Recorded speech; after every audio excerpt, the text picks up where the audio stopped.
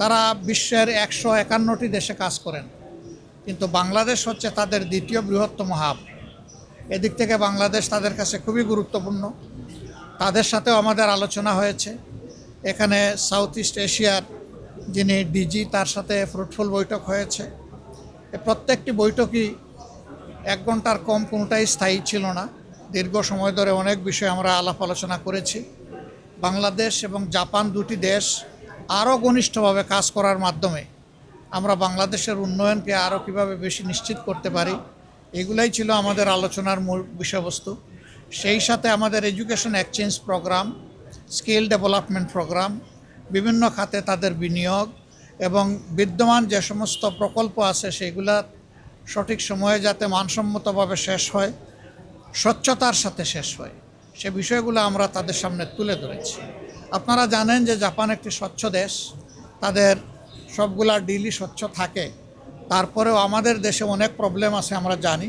আমরা তাদেরকে এই বিষয়গুলো নজরে নেওয়ার অনুরোধ করেছি, যাতে তাদের অংশীদারিত্বের প্রত্যেকটি টাকাই গুনে গুনে কাজে লাগে, তার কোনো অপব্যবহার না হয়, অপচয় না হয়, দুর্নীতি না হয়, এখান থেকে লুটপাট না হয়। তারাও আমাদের সাথে একমত যে এই বিষয়ে তারা তাদের দিক থেকে সর্বোচ্চ সতর্কতা তারা অবলম্বন করবেন। আমরা সিটি গভর্নরের সাথে মূলত বসেছিলাম তাদের ডিজাস্টার ম্যানেজমেন্ট এবং ওয়াটার সাপ্লাই এই দুইটা বিষয়ে তারা কিভাবে এত বড় একটা সিটিকে ম্যানেজ করে এটা বোঝার জন্য। আপনারা জানেন জাপান হচ্ছে বিশ্বের সবচেয়ে বেশি এটাকে ভূমিকম্প প্রবণ এলাকা। আমরা থাকা অবস্থায় আমরা 8 দিন ছিলাম, এর মাঝে 6 দিনই ভূমিকম্প হয়েছে।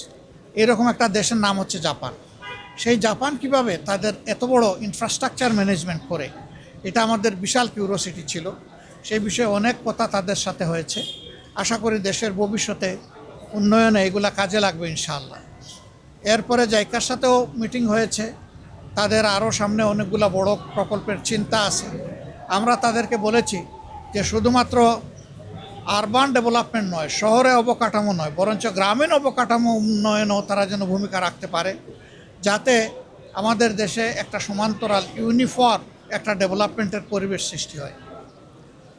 এরপরে আমরা অন্যতম একটা বড় দাতা সংস্থা, এটা বিশ্বের 3য় বৃহত্তম দাতা সংস্থা, যারা বাংলাদেশে 2টা অঙ্গনে কাজ করে।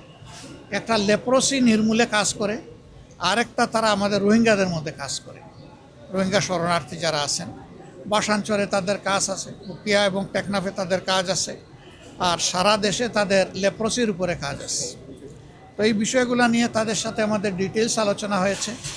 তারা ক্লাইমেট চেঞ্জের, জলবায়ু পরিবর্তনের যে আমরা ওয়ার্স্ট ভিকটিম হয়েছি, এই ক্ষেত্রেও তারা অনেক কাজ করতে চায়। তারা একটা পরিবেশ চায়।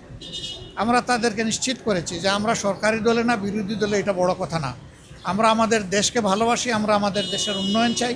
তোমরা আসো, আমরা সবাই মিলেই তোমাদেরকে উপযুক্ত পরিবেশ দিব, যাতে তোমরা সুন্দরভাবে কাজ করতে পারো। এর বাইরে আমরা নাগুয়া নামের তাদের একটা বড় শহর আছে, 2য় বৃহত্তম শহর।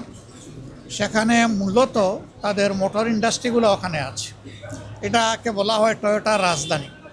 তা আমরা সেই জায়গায় গিয়েছি, ওগুলো দেখার বোঝার চেষ্টা করেছি এবং সেখানকার বাংলাদেশি কমিউনিটির সাথে আমরা মত বিনিময়ে মিলিত হয়েছি। তাদের সুখ দুঃখের কথা শুনেছি, দেশকে নিয়ে তাদের প্রত্যাশা, ভাবনা, স্বপ্নের কথা শুনেছি। তারা কি চায় সেটা আমরা বোঝার চেষ্টা করেছি।